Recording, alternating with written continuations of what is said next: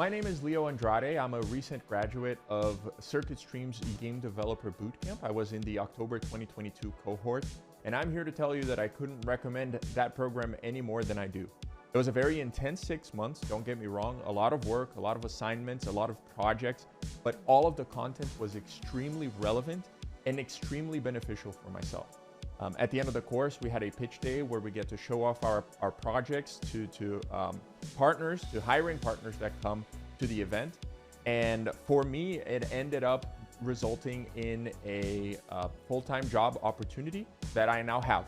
So I am happy to say that I made this transition from a previous career path into game development and XR development. And because of Circuit Stream, 100%.